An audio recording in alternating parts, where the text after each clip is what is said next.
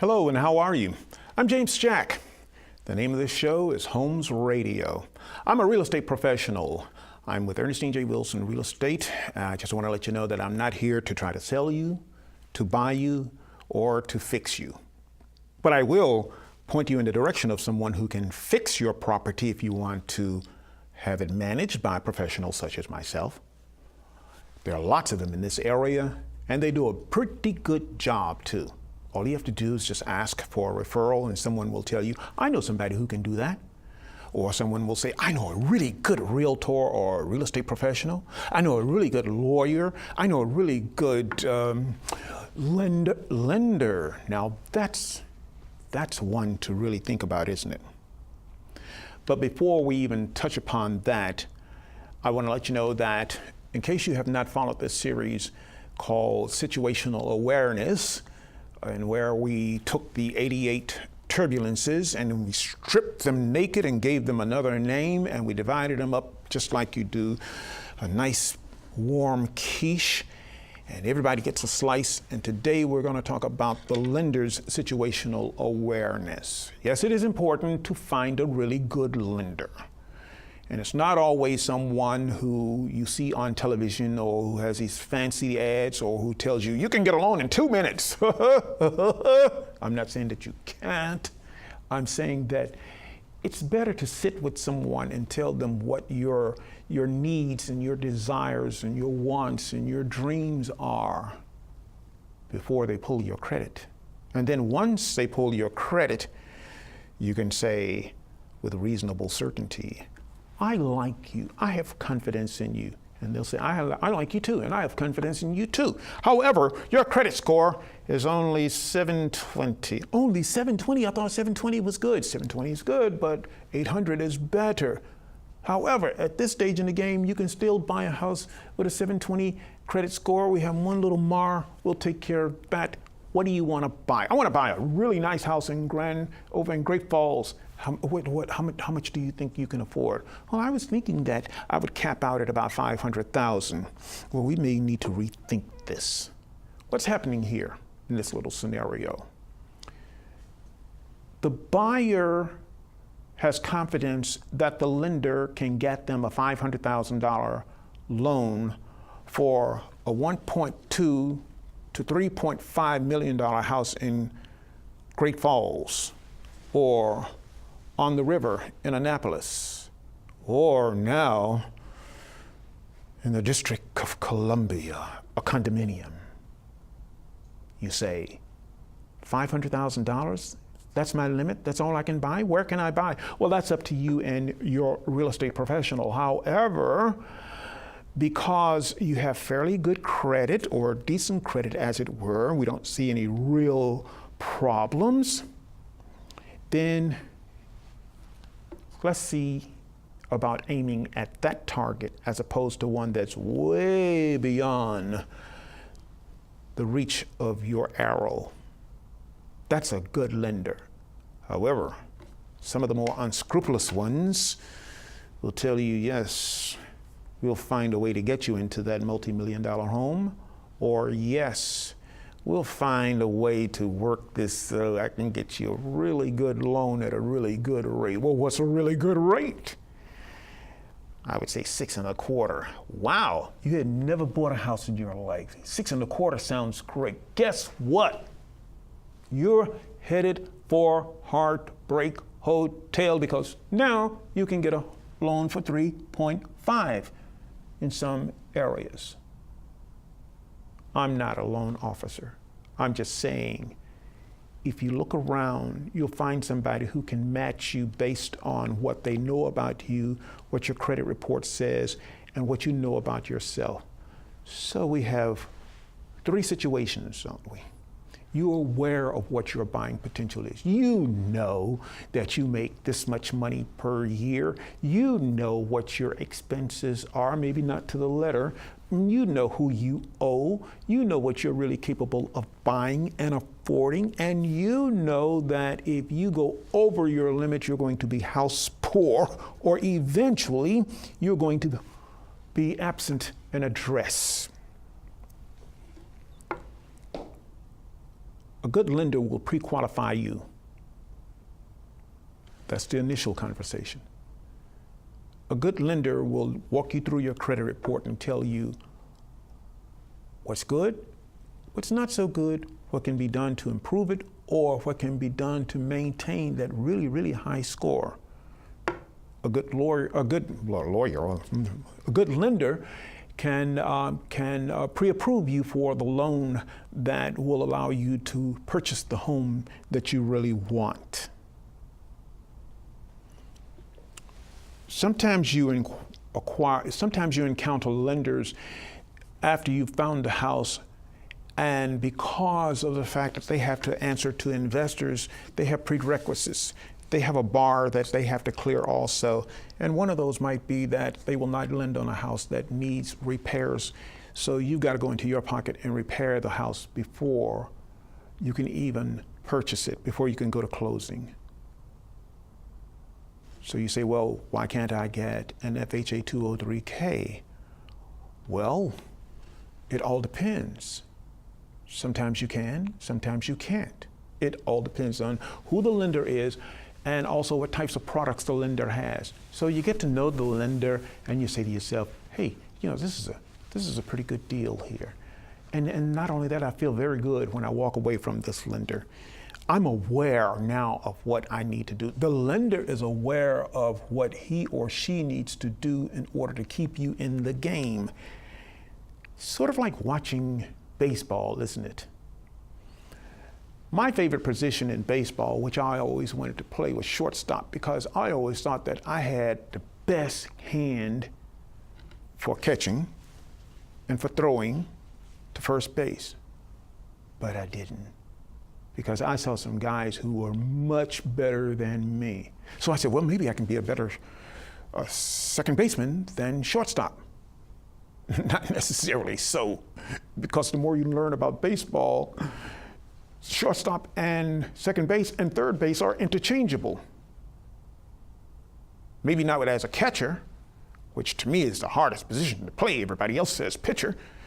But I think if you play catch, if you're catching that 100-mile-an-hour ball, you need an award every time you play the game. Right field, left field, center field. It's all a team effort. However, in the game of baseball, you have to be aware of what everybody is doing at all times. And the lender has to be aware of what the seller is doing, has to be aware of what the buyer is doing, has to be aware of what the settlement company is doing, and also the company that he or she represents. So everybody must be aware, and they must communicate with each other. 88 turbulences. What can happen? In one of the previous sessions, I talked about how I was driving home one day and I saw this cloud formation. And I said, wow, that's beautiful. So I quickly took my camera and took a picture of it.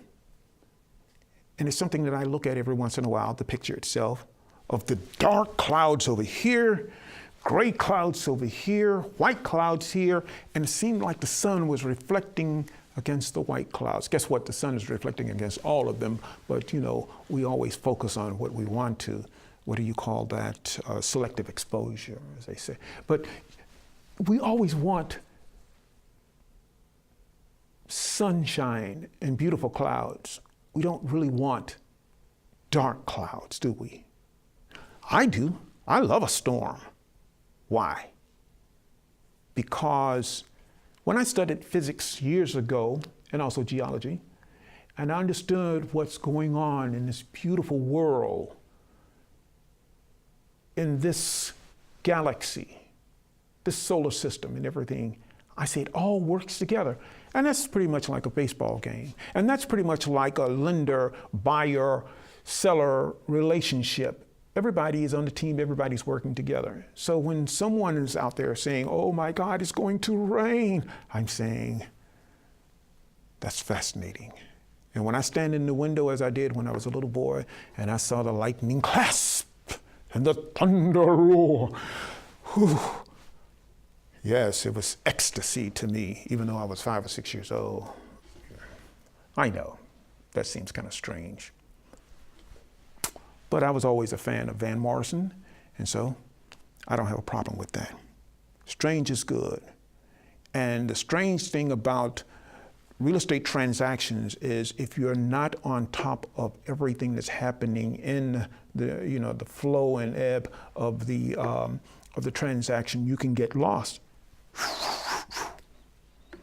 and you can go down. Being aware. What do you expect the lender to be aware of? Market rates?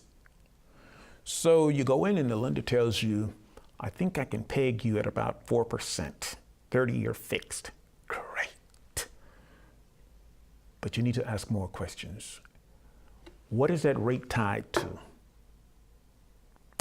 It's tied to T-bills, labor, Libra, or whatever they call that. I can never, the British thing, whatever it is.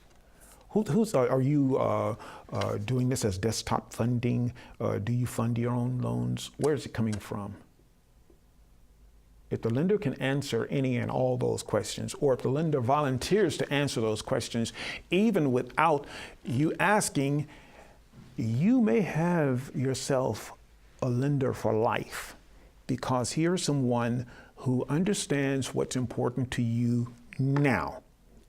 And even if it changes 15 years from now, they're going to ask you the questions that are really important in terms of you being able to get through this smoothly. You know? That's a good thing. The lender has to be aware. If the lender is not aware, or if the lender is inexperienced, or if the lender just doesn't care, everybody's affected. You know what that means? That means an error. Whether it's on the part of the shortstop, third base, second base, pitchers really shouldn't try to catch balls, but they do sometimes. And what happens? The ball drops between second base and the pitcher, and the first baseman makes it there. Just that split second of a delay. Pitchers should get out of the way, and at second base, take care of the situation. Lenders are not salespeople in the sense of being real estate professionals. They're not brokers of real estate offices. They're not insurance people. Lenders should lend, and borrowers should understand that their lender has their best interest at heart. That means that the borrower should bone up on all the information that they can about what the going rates are, whether or not in their stratosphere they are capable of borrowing more and affording more, or they should stay in this this tier, or whatever the case may be. That's really what it's all about. Everybody being aware of what's going on and basically anticipating and dealing with whatever turbulences that might occur later on. 3 or 4 days before settlement. That's one. What the lender should also do is anticipate what can happen a couple of days before they've completed all the information, such as on the application, the buyer did not indicate that they pay alimony or child support or they have student loans. So the lender should ask way in advance. If your lender doesn't ask you about those things and you don't know them very well, that should set off alarms, and you should be thinking, they're not asking all the questions, they're just getting me in, and they're processing an application that they may want to know more information after a while, and I'm settled in on buying this house, and I've wasted 2 or 3 weeks of time waiting for an approval of the loan. That information that the lender needs to get in the beginning, you should be aware of too, and you should be prepared for them. You should know well in advance that if you have a BK, a bankruptcy, then whether or not it was discharged or what the status of it was. You should be aware of those things. And if they ask, then you give them the information. If you feel that they need to know this, then you should tell them, because knowledge is power, and being aware of what can help you can sort of really put a lot of people at ease when that paperwork gets to them. They can say, well, that happened in 1968. Not a problem.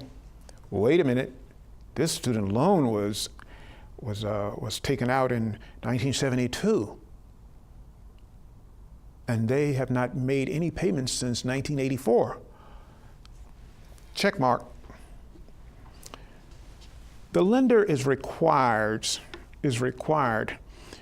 to get a second appraisal even after you've had a first appraisal. That can cause problems because it's usually at the last minute.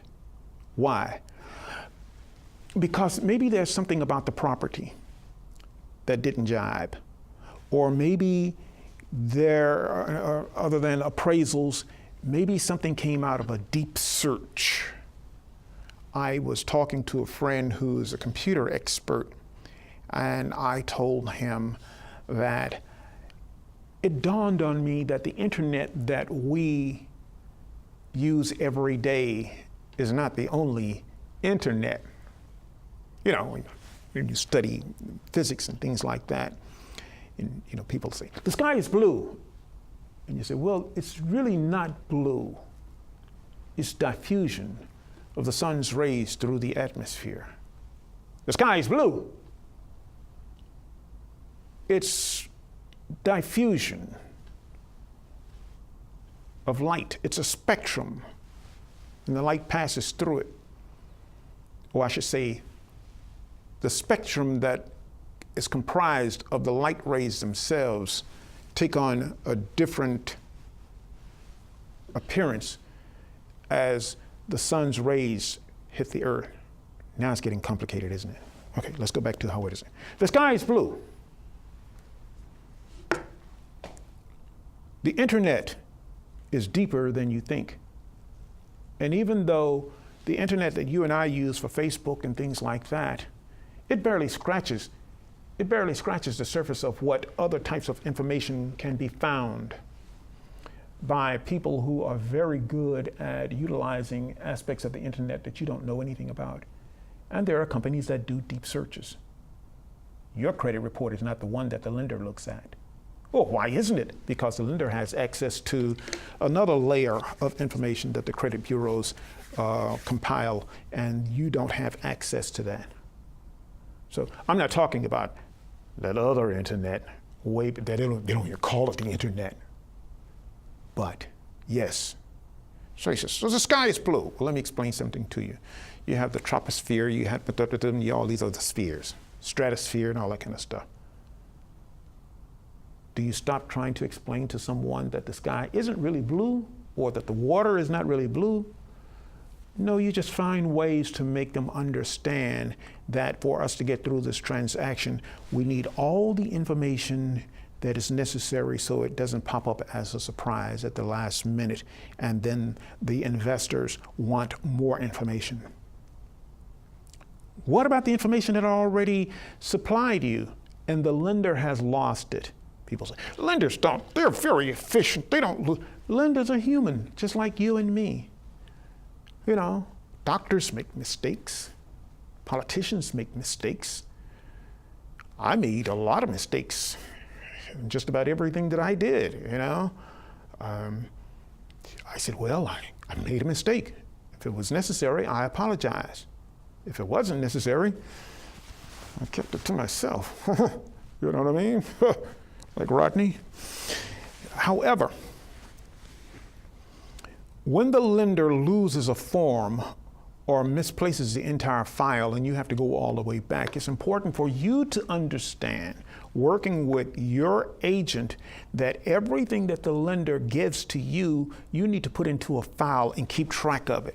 Names, telephone numbers, people you spoke to, the dates that you spoke to them, so that you have a timeline. The paperwork should all go into a file. Yeah. There's nothing wrong with you keeping a file of you in a transaction, whether you're buying, selling, whether you're investing in another property, whether it's commercial or just a regular property, residential. It's important that you keep that information, because if the lender loses it, which is, it can happen. It could be a computer flaw, or it could be just a personal, not a personal, but it can be just a mistake that was made by someone who picked up the wrong file, mix it in with your file, blah, blah, blah, blah, blah, blah, and now the file is gone. We have to start it all over again. The clock is ticking, and we got to get it done very, very fast. So situational awareness means that as a buyer or as a seller, as a real estate professional, as a lender, you need to know almost on a daily basis, where are we? In which inning are we? Is this the 7th inning? How many pitches has the pitcher pitched? 75 pitches? Where are we now? More so than just a score, because in baseball there's no time limit. Where are we now in terms of the ERAs of that pitcher who's pitching? What's his chances of making it to the 7th inning or through the 7th inning?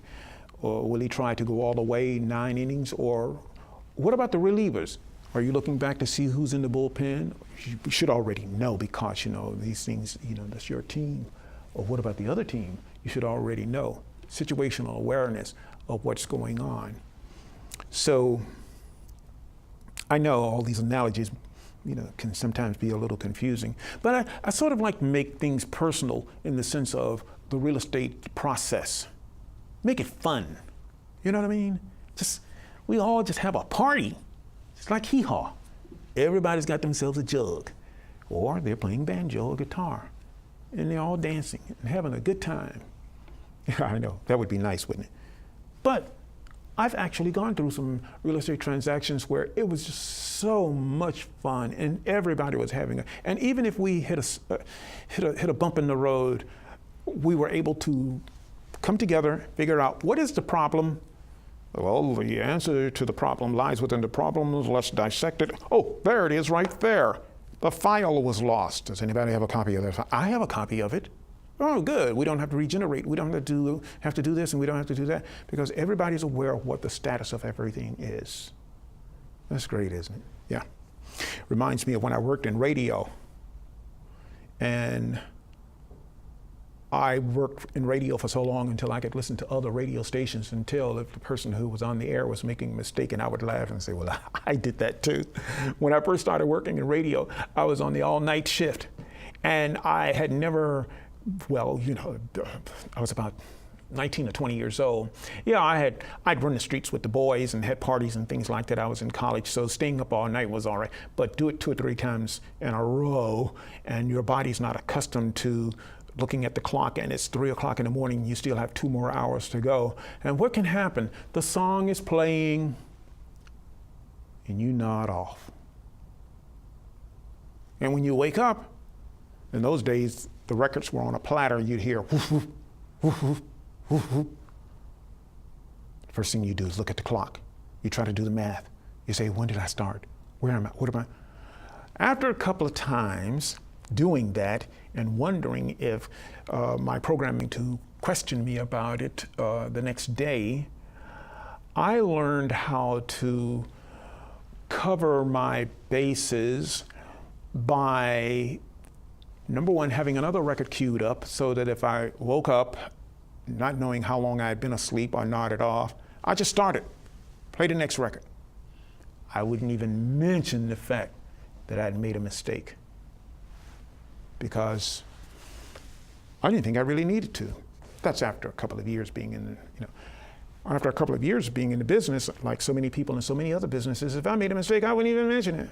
I thought nothing of it. Why? Because don't ask, don't tell, I guess.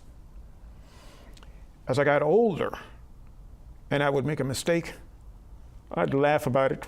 on the air and said, well, silly me. At that time, I wasn't afraid of losing my job.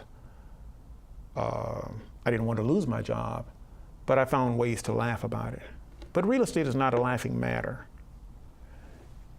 The best way to minimize the mistakes is to anticipate them and be aware of what's going on at all times. Understand that those clouds, those gray clouds, and those dark clouds, I don't like to use the word black when it comes to clouds and things like that, but those dark clouds, and in between you have those puffy white clouds and the little blue patch of sky, and it all looks so beautiful here, and then what's going to happen? If you're a meteorologist, you know, because over the past year, this scenario has taken place several times, just about this time every year, for the past who knows how many years, and they can anticipate within a degree of reasonable certainty what's going to happen.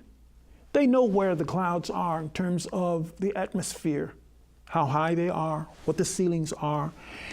They know the time of day and what's happening. They know the temperature up there. They know all these things. Their awareness makes them feel more in control than you do if you are anticipating a storm.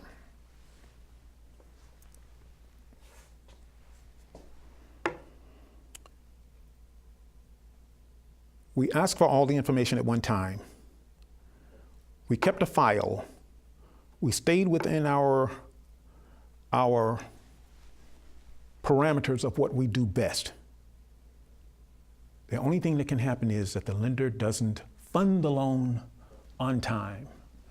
And that should be your biggest worry unless you are aware of the fact that the loan should be funded by a certain time and you're right on the mark. I'm James Jack, and right about now, it's time for me to say goodbye. I hope you have a wonderful, wonderful, wonderful, because that's the way I live my life. Bye.